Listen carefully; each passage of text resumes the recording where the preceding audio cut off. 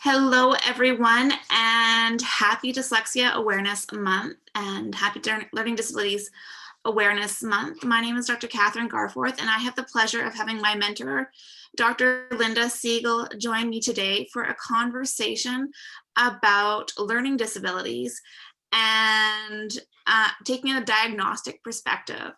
So we're going to be talking about dyslexia and other learning disabilities and how one goes about diagnosing them and how it's changed over the years.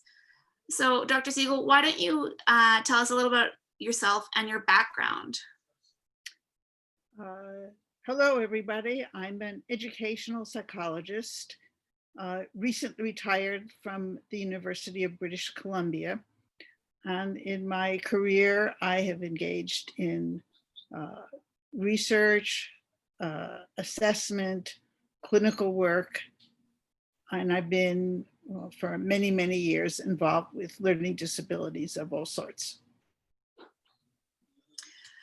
So the definition of learning disabilities and dyslexia has changed over the years, and it's gone from a discrepancy-based model to where it is now. How do you see those changes have affected our approach to diagnosing learning disabilities? Well, I'm not sure that it has actually changed very much, because the discrepancy model required the use of an IQ test. And there had to be a significant difference between the person's reading score and IQ. So the reading score had to be significantly lower than the IQ score. However, the recent model, or what we should have been doing for all these years, is measuring just achievement, reading, spelling, mathematics, writing, and without the IQ. But still, it is the custom in most assessments of whether or not there is a learning disability to use the IQ, even though it's not necessary and not part of the definition. Right. So when you are looking at someone for a potential learning disabilities, what would you look at as possible red flags to say that they need to be assessed to see if they do have a learning disability? Well, I think that often there are signs, but often these are missed, and they're not really, nobody really pays attention to them. So what an example would be, any person who's struggling in school for whatever reason, whether they have difficulty reading or spelling or writing or anything, they should be assessed for whether or not they have a learning disability. Actually, I think they should be, all students every year should be assessed for whether or not they have a learning disability, whether or not their achievement meets certain standards. Right, yeah, and I know one thing that you and I have been kind of on a mission to advocate for is early screening and intervention of students, because research is showing that we can identify students who are at risk for reading failure and mathematics failure at young ages. And your own research has shown that if we're able to provide the interventions early and effectively that target the skills that these students lack, we can really help them improve their skills, so much so that some students that might have ended up with a learning disability may not be exhibiting the same way. That's exactly correct. And the early assessment is necessary. And we don't have to label them or diagnose them, but we just need to say that their reading skills or mathematics skills are significantly below what would be expected for their age. That's especially important in young children because we can do an intervention and a classroom-based intervention, so they don't have to be withdrawn and they don't have the stigma of being labeled. And we can help most children. There's about 1 to 2% who will still, even after this early intervention, have difficulties, but it's quite different than the 25% or so that one might typically see. Right. So the best case scenario is for us to screen early and screen often for these students as they come into school. And that will in turn reduce the need for further assessments and interventions in the future, so that we can really focus on those few students who really need the more intensive interventions. That's exactly correct. And so if we were to implement that model, when would you feel that the assessment piece was necessary? Well, we should do this early screening and do that, I would say, after 2 or 3 months in kindergarten. And the same thing would be true. We have less experience with junior kindergarten, but certainly senior kindergarten. That should be done. And then for any child that's behind, significantly below what would be expected for their age, then the intervention, there should be targeted intervention, but the intervention can be done in the classroom with the teacher paying special attention to the children who seem to be having achievement difficulties. So that's a kind of assessment, and that really, it's really important every year to do the assessment of reading, spelling, writing, and mathematics skills. Right, and something that we should mention is this assessment or this screening measures, it doesn't need to take a long time. For example, the literacy screens that can be done in kindergarten can be done in about 10 minutes or less. And if you were to do your classroom, it would be less than 1% of the teaching time that you have for the entire year with these kids. But it could make the biggest amount of difference because you'd be aware of these students' areas that are weak, and you could provide them with the intervention that they need to support those areas of weakness, so that when it does come time to teach them how to read, they're more on par with their peers and their skill levels. And if they need more intensive intervention, you can do that early when it's most effective. And the advantage of this model is that teachers and other school personnel who are trained can do the assessment, that you don't need necessarily psychologists or speech and language professionals to do it, that classroom teachers can be trained to do it. And that's also true of the assessment that might take place later after the early assessment. So you want to monitor the skills. So it's not necessary for psychologists to do it, that teachers can be trained to do it. And it's pretty easy. I train teachers to do the assessment basically in an hour and a half workshop. Right, So, and that would help lessen the demand, because currently, at least in the schools in British Columbia, there's a huge wait list to get your child identified or to receive one of the psychoeducational assessments. And the costs are enormous to that child for that delayed intervention piece. And when we're doing these screenings, we can inform our instruction more so than a lot of these psychoeducational assessments, because they identify areas where the child is struggling, but they don't really have any direct models for interventions. So that's something that we need to work on, and making it more transparent. And if we're able to give that immediate response, it also helps the child emotionally, and they're not given that huge path of failure. There's another advantage of doing it this way, that teachers can be trained to analyze the errors that students make, so they can target their intervention. For example, do they have trouble with, in reading, do they have trouble with vowels?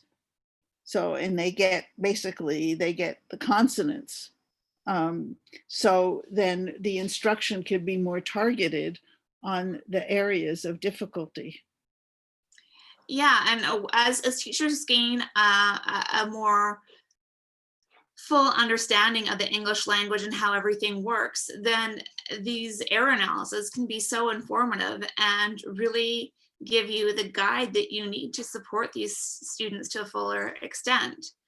And so right now, we're not really seeing this model in practice, and it would be great, in the United States, they have a lot of, I think the majority of the states, I think there are only a couple now that don't mandate kindergarten screening. But if we were be able to bring this up to Canada, across all of our province, there are so many students that would get the support that they need from a young age to put them off on a better path to success with learning how to read.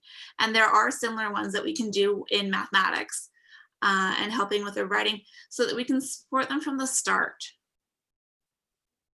It's absolutely right. And it's really so critical because um, you mentioned very briefly that the consequences of not doing this screening and assessment, there are all kinds of social and emotional problems that can result from a learning disability not being recognized. So it's important for the academic achievement, but it's also important for a child's mental health, that if they are struggling, it needs to be recognized early. Well, and even later on, I mean, if you're not reading proficiently by grade 4, then the chances of you catching up are extremely slim. And that gives you the lifelong, I don't know if curse is the right word, but you're always going to be not be able to access the information in the same way that everybody else can. And it puts you at risk for dropping out and, behaviors that aren't accepted. And it's because you're wanting to be seen as an individual, and you'd rather be seen as someone who's not trying than someone who is stupid, or the bad kid versus the stupid kid, right? Well, also, students who are struggling are often the target of bullies. And it only takes one, probably most students are not bullying other students, but all it takes is one to make a child's life miserable. Yes. Well, and even as educators, we have to be conscious on our comments, because comments that we just say in passing and don't really think have an impact can have a huge impact. And it can and lead to a lifelong of self-doubt and poor self-esteem issues. And then if we look at it from the other perspective, in the justice systems, a lot of the individuals in the juvenile justice system and in prison have poor reading levels. And it means that their reading has also closed doors to the opportunity for them to succeed in education and succeed academically, so they turned elsewhere. And it's also very difficult. The older a student gets, the more difficult it is to remediate the problem. It's much easier with younger students. So that's one of the advantages of identifying them at a younger age. Well, and you don't get that gap, the Matthew effect in reading, where like the rich get richer. The more that you read, the better you become at reading, and then the larger your vocabulary gets because you're exposed to all these words. And if you like reading and you're good at reading, you're going to do more of it. Whereas if it's hard for you and you're not very good at it, you're not going to do it. So you're going to be, in conversations with your peers or in school where you're not understanding everything that's being said to you because you don't have the same exposure to the vocabulary being used. And there's another disadvantage of this IQ model. There are many aspects of intelligent behavior that are not measured by the IQ test. And there are many strengths that a student may have that's not captured in the IQ test. For example, musical skills, artistic skills, sports skills, visual spatial skills. These really aren't measured by the IQ test. And if we develop these talents in people, that helps develop their self-esteem, also makes a good contribution to society. So if we concentrate on the IQ test, then we miss the opportunity to examine these other skills and to use them to help develop students' self-esteem. And also, if, for example, you're good at sports, let's say you're a good baseball player, you will probably enjoy reading about baseball as opposed to anything else that you might, and it's a good window or step into doing some into helping develop reading skills by focusing on what the students' interests are. Right, yeah. And again, so if we move to more this screening model and not using the IQ achievement discrepancy, it will mean that testing can become much more efficient because to do a psychoeducational assessment, start to finish, between the interviews, the paperworks, the writing up, the actual time that you're sitting down with a student, it can take up to 24 hours for just one student. Whereas if you're doing more of a screening model and just looking at the core skills to identify the disability, whether it's a reading disability, a writing disability, a math disability, then it shortens the period that you need to spend with a student and helps you focus more on the intervention side of things. Well, if you do a very thorough assessment of academic achievement, basically it's going to take 40 minutes to an hour. So that's quite different from 24 hours. Yes. Oh, and you probably have to add a little bit of time for you to score it. So let's say 2 hours. Mhm. But 2 hours, especially if you analyze the errors, is once a year for every student, is a very, very good investment of time and energy. Well, yeah, and then you can help the kids get to where they need to go to succeed and give them the life skills, because even though we live in a very digital world, you still require the ability to read. You don't always have that e-reader, and you need the ability to get the comprehension. But if you're focusing on the basic skills, you don't have time to develop those more in-depth skills. Well, if you're in the supermarket buying things, you have to know how to read the labels. Or if you get medication from a pharmacist, there are instructions about taking the medication. There are so many things that you can't get by without reading. And filling out government forms and applications, and there's times when you can't bring your e-reader, and if you're, as a teenager, if you're out with a friend, you don't want to bring out your phone to try and figure out what the menu says, right? And there's that social stigma that goes along with it. So if you were to completely redo how British Columbia or Canada approaches learning disabilities and the identification of students that are at risk for both reading, math, writing, how would you approach it? Well, I do the screening in kindergarten, probably about December, because that'll give children enough time to adjust to school. It's also, since we have many children who have English as a second language, it takes a few months. At that age, children can acquire language very quickly. So in my experience, after about 3 or 4 months, they certainly have a very good level of proficiency in English, even if they've come to school without speaking any English. That's if they're 5 years old. It's a little different when they're older, but we're talking about the ideal time to do that. And then do the intervention.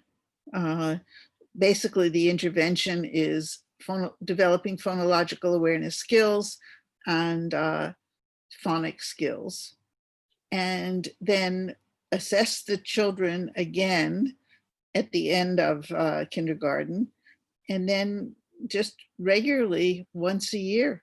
And I would have the teachers trained to do the assessment. Again, it doesn't take long. Not just the assessment, but analyzing the errors and the scores.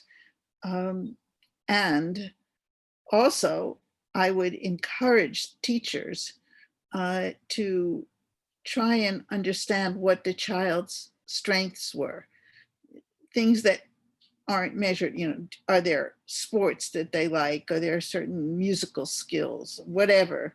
And you can get that briefly interviewing a child, maybe 5 or 10 minutes will give you an idea. So I would encourage that as a model also. Right. And what about for the students that are already in, the intermediate grades and high school grades? How would you find a way to help them succeed the best given their circumstances? Well, the first step is the assessment of the type that I described, not the psychoeducational assessment, but the achievement-oriented assessment. And there are a variety of skills. I would first of all work on their decoding skills with something like Orton Gillingham, Linda Mood Bell, one of those programs. We now have Empower, which is developed at the Hospital for Sick Children. And it's particularly good for intermediate, for basically middle school, intermediate levels and above.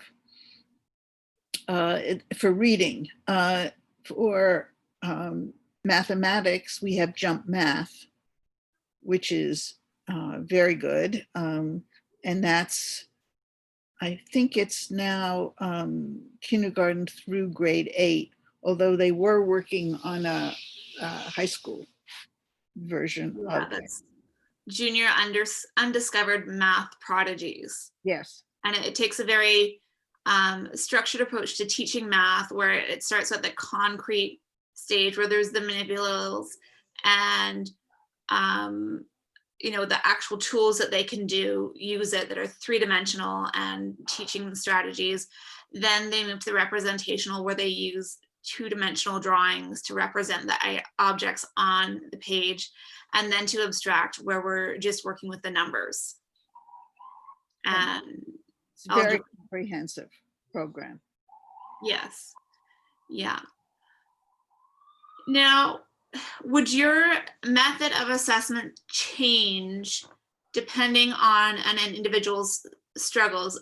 In your book, Not Stupid, Not Lazy, Understanding Dyslexia and Other Learning Disabilities, you do a very good job at taking the reader through the different types of learning disabilities and describing how they would be presented and experienced, would that change how you do the assessment? Well, I think part of the assessment is really talking to the student and finding out more about their life, what, as I said, what their strengths are, what their perceptions of their struggles are. Because um, in my experience, from about the age of 7, children are very perceptive of what their difficulties are, and but they're less perceptive about their strengths, because people have always harped on their difficulties without recognizing what their strengths are. So, but I think the students can give you a very good perspective of uh, what what their profiles are in terms of strengths, in terms of difficulties. You have to tease the strengths out of them, because we haven't done enough of that in education. Yes, well, and then looking at the error analysis you've mentioned earlier, that's going to really help inform our interventions, because we can see where exactly that they're struggling and target the intervention more. And there are some more diagnostic measures. Like, for example, we talked about phonological awareness.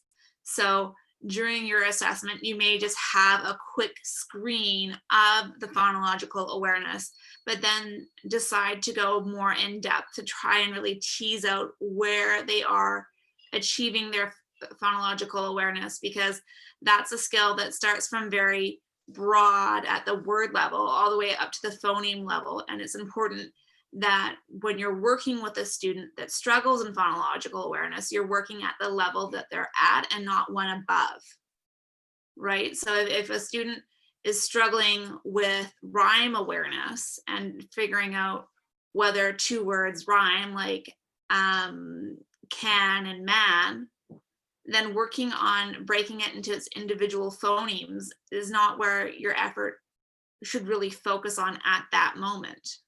No, it's again, listening to the sounds in words and training students to do that.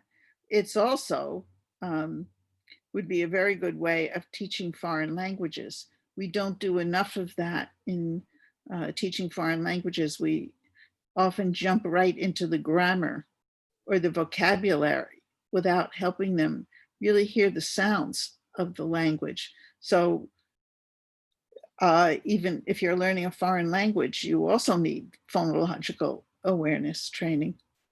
Right. Yeah.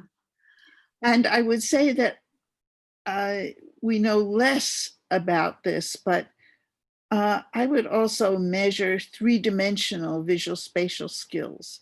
That, can you recognize what something looks like from a different viewpoint, or if it's rotated in space or rotated on an axis? Can you recognize the shape? And that's important for a variety of skills, but it's many children with learning disabilities have strengths in that area. So it's important to know what their skills are in addition to what they're having difficulty with.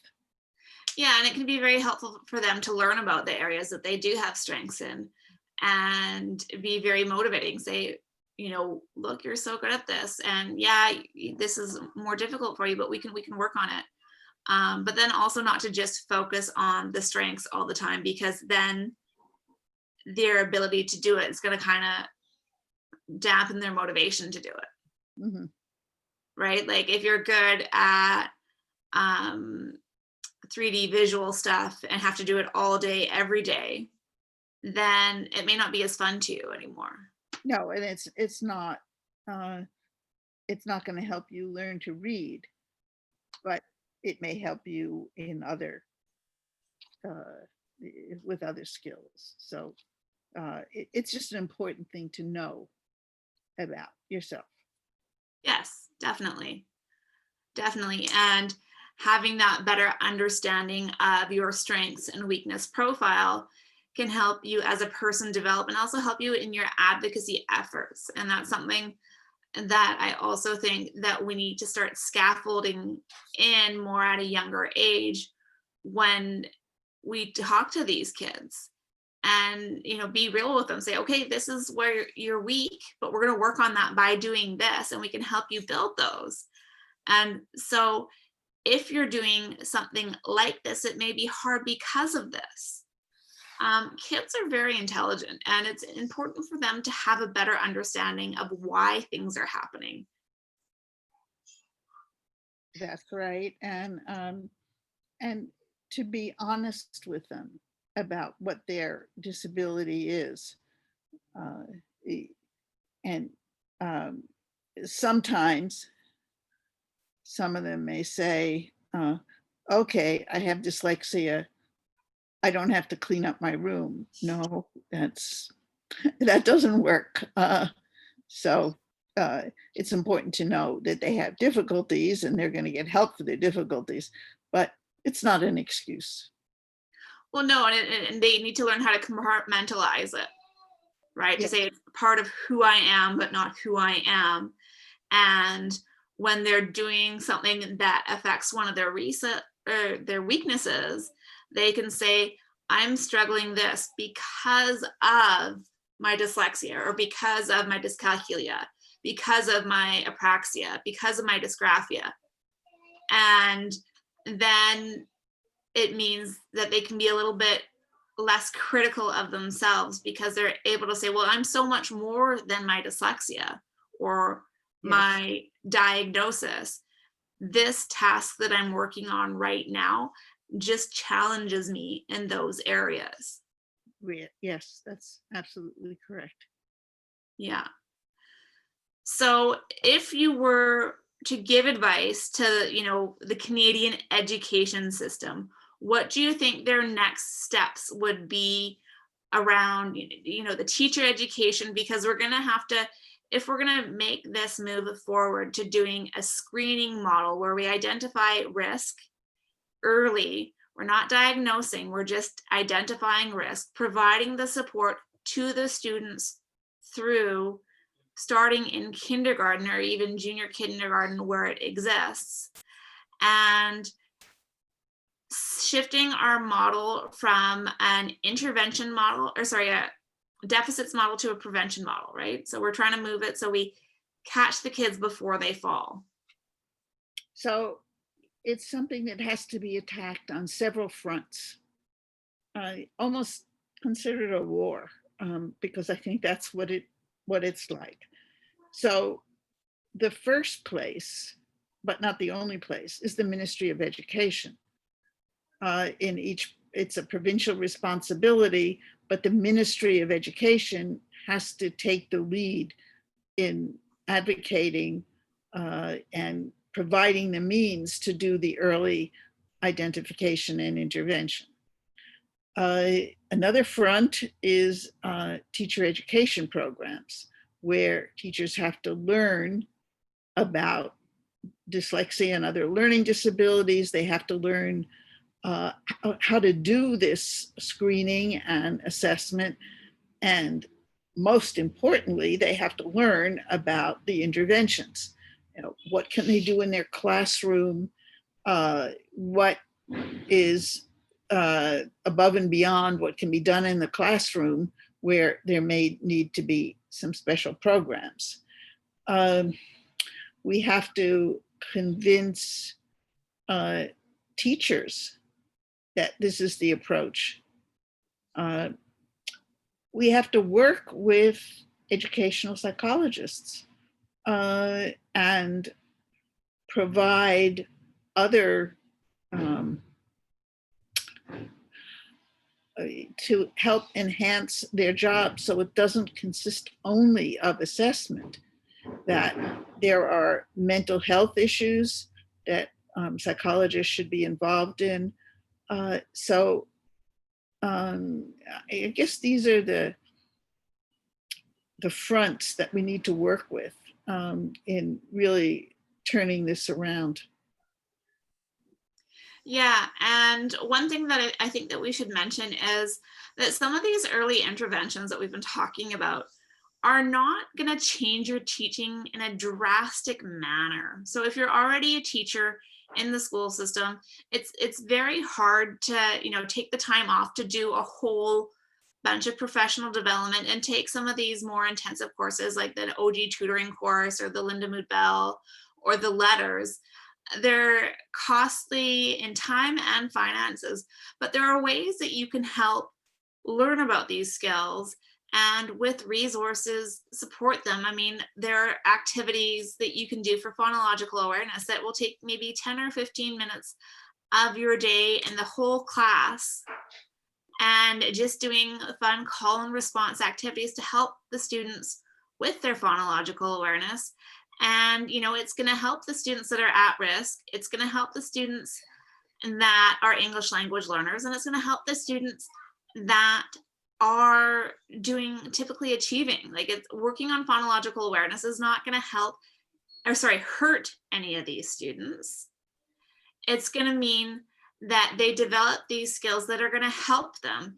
And with phonological awareness, you may be thinking, well, why do kids need to break words into their individual speech sounds? Well, it's because when we're asking them to decode words, they're saying the representation, they're identifying the letter, they're associating it with the phoneme that it's associated with, or the speech sound unit.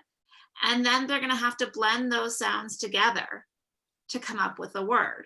And the same thing happens when there is spelling. We're asking them to sound it out. So they need to break that word into its individual phonemes in order to sound it out. And so while it may seem abstract doing this with kids in, kindergarten, it's a skill that they're going to be using later on. And the same things when it goes to, counting syllables. When we approach big words that are multisyllabic, we often try and chunk it into syllables to help sound it out with the pronunciation. Yeah, that's absolutely right. Yes. Yeah.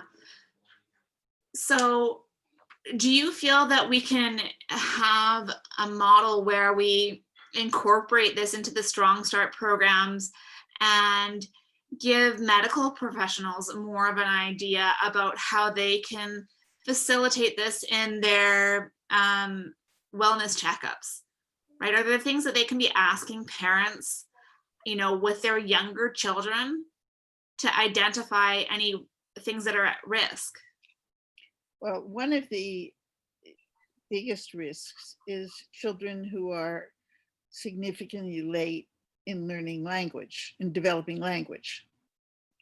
So that's one thing that is a kind of a red flag. Yeah.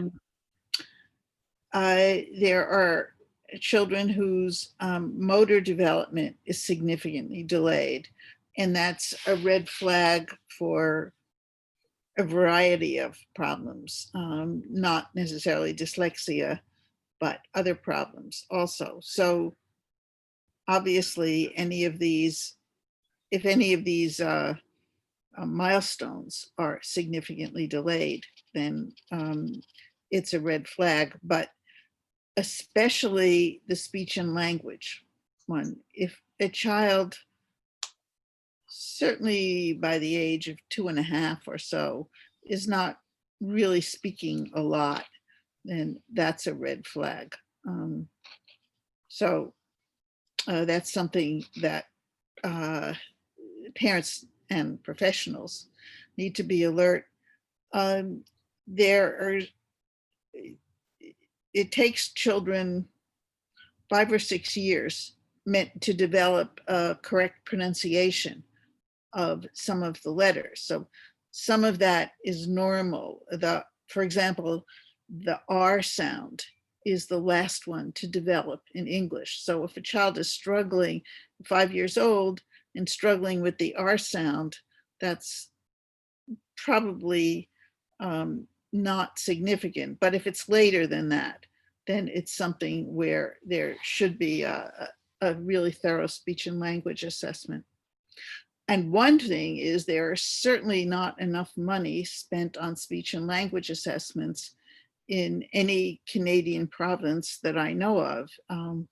There are not enough uh, speech therapists who are trained, and certainly the government is not putting enough money into having these speech and language assessments. There's often a long waiting list, um, and there isn't the means that many parents need to go privately. They can't assess it publicly.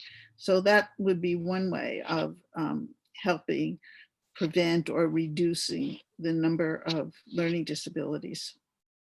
Well, yes, and this is something that they can notice and identify early. Like speech and language pathologists will often start working with children at about 2.5 to help them with the sounds. And if you have a child that's struggling with it, there are the common mispronunciations like lello for yellow. But if your child's saying a word in a unique manner that you haven't heard before, I mean, that might be something to be a red flag. And at least in British Columbia, you can self-refer to the speech and language pathologist services. And one of the things that they're going to do is get your child's hearing assessed to make sure that there's no blockages, because in those first 5 years, that's a very common issue. So they're not hearing the sounds clearly. So once they make sure that your child is hearing the sounds clearly, then they can work on the interventions.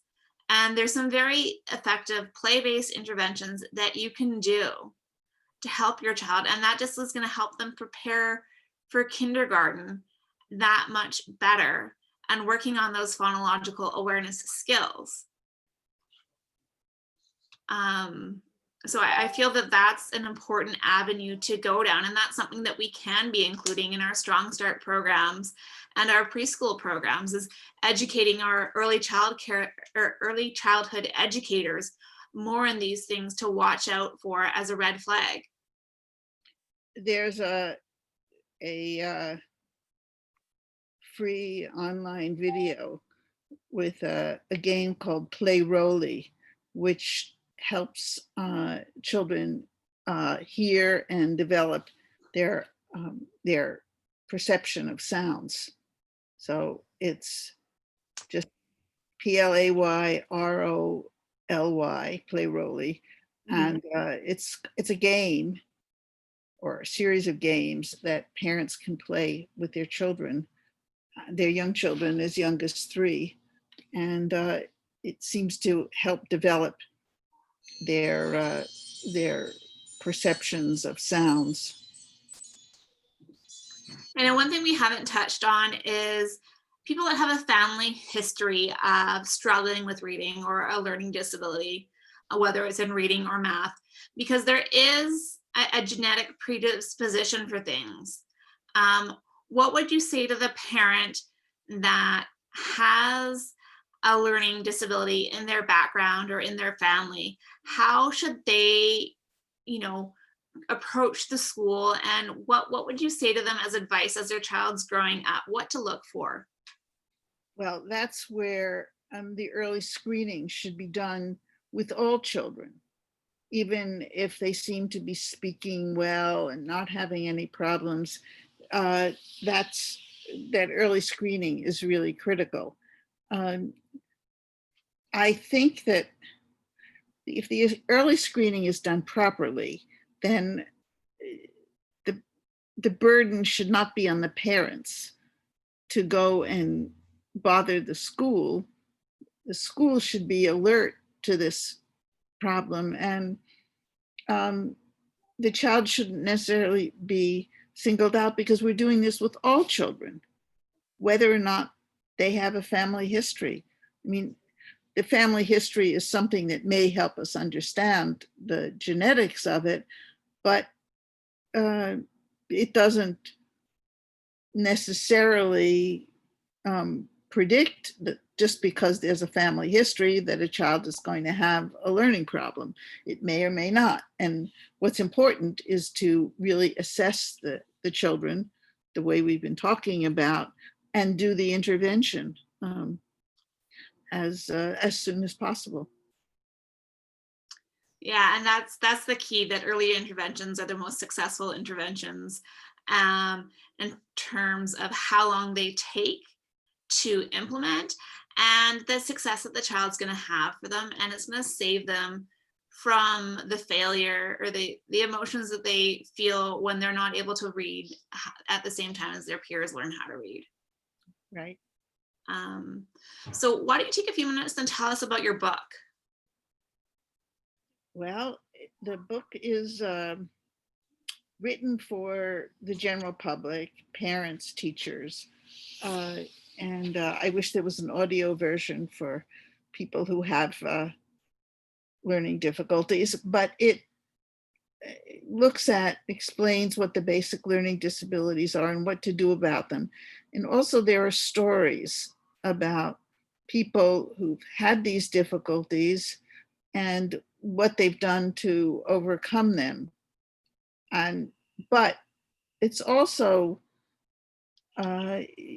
also talked about the emotions that they may have and the difficulties, and not ignoring the difficulties, because I think if one ignores the difficulties, then that just uh, exacerbates the mental health problems. So they're not necessarily mental health problems, but I think ignoring the difficulties can certainly result in very serious emotional difficulties.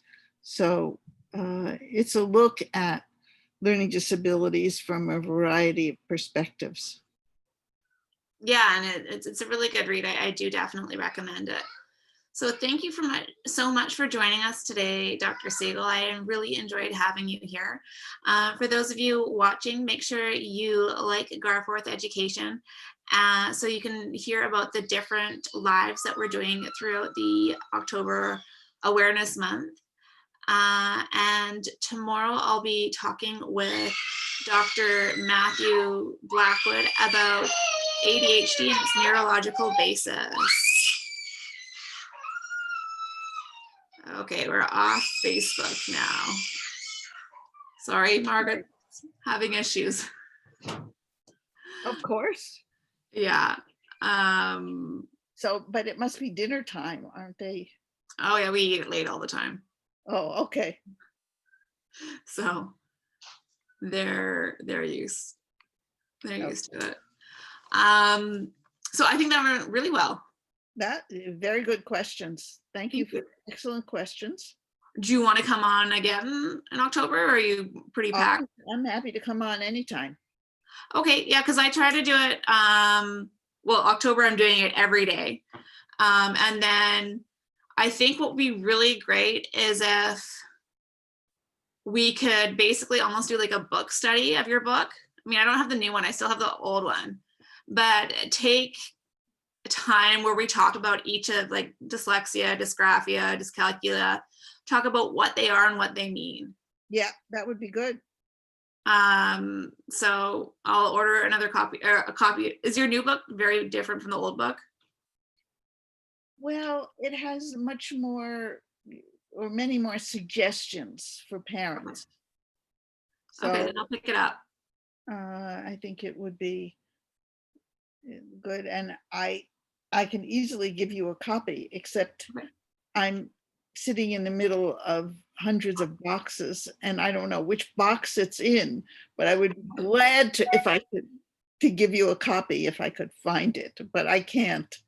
And my husband, Is he moving back in? he had a brain hemorrhage. Oh no, Linda, I'm sorry. So he's in VGH, Right. and so we're just, he seems to be getting a little bit better. So Well, let me know if you need any help. I mean, I'm making, if you like soup, I make lots of soups. Tonight I'm making pear, leek, and sweet potato. sounds delicious. It is. It's really good. And we have no problem bringing you by some fruit. We've got lots of pears right now. No, I'll take any food. Yeah. Yeah, so just let me know. So I can give you your jars in exchange for pears or squash or whatever you have. Sure. We have lots of spaghetti squash this year. Oh, I love spaghetti squash. Yeah, it's really nice. I just saw a recipe for it in one of my books for spaghetti sauce with, I mean, like spaghetti, but with Using the squash tomato instead. sauce and mushrooms and Yeah, cheese. well, sometimes what I'll do is I'll twice bake it. So I'll make a sauce. So I'll bake the squash, make the sauce, then I take like I scrape out the inside and then toss it with the sauce and then put the cheese on top and bake it again. Yeah. So it's nice for the bubbly cheese. And so how can we arrange, if I might find a copy of my book. I think I saw it in one of the cartons. So how can we make this trade? I'm Just in let me know Vancouver. when it works for you. Okay. Let me know when it works for you. Okay. Well, I'm basically mornings until 1 or so, I go to the hospital. Hmm. So, like any afternoon. Sure. Sure. Well, I have to be home by like 4:30 to get ready for these. But yeah, I know we can for sure Okay. meet up.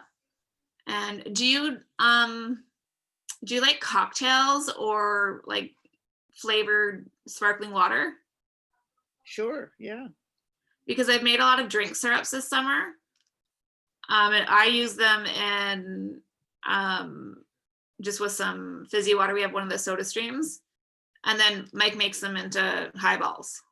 Yeah. Well, I like them I like that kind of syrup, Yeah. um, just sparkling water.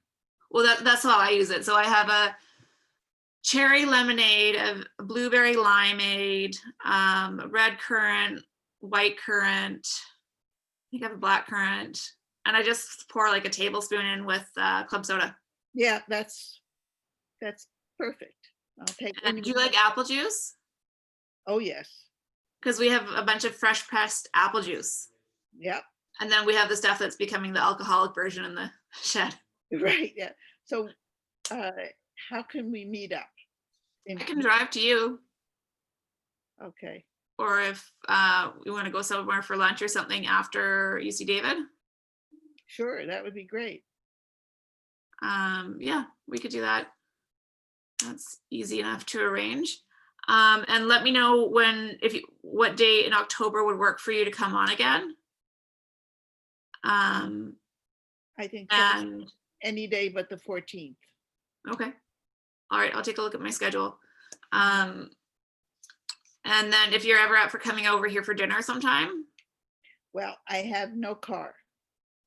But is it easy enough for you to get to the Canada line? Oh, very easy. Yeah. Yeah, because I can take you to Richmond Center. Oh, Or that's the ending point for the Canada line. oh, sure. Yeah. And like we can pick you up and then drop you off there. Okay. And we do have a pull-out couch here if you wanted to stay a night or something. Depending. But have I told you about our new place? No. Okay, so it's a 2,600 square foot house. Each of the kids have a bedroom. We have an office, but the best room in the place is one that we never thought we needed, and that was a games room. Mm-hmm.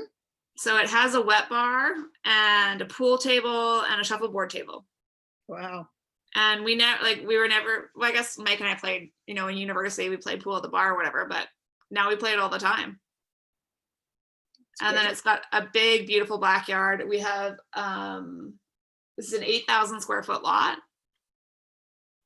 So it's the house you bought. Yeah. Yeah. And then so it has a nice mature garden in the back. We have a lot of hydrangeas and rhododendrons. And it's got a nice patio so we can eat outside. And yeah, it's really nice. So when would you like to make the book fruit exchange, fruit vegetable exchange? Let me look at next week. I know Wednesday and Friday are no good for me next week.